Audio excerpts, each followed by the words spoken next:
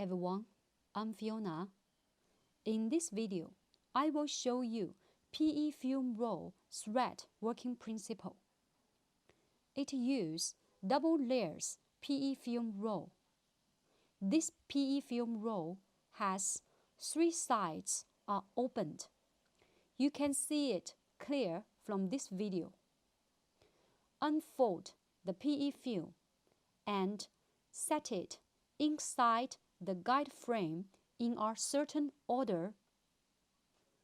When we deliver the machine, the PE film has been already threaded, so that our customer will know exactly how to thread the PE film roll when they receive it.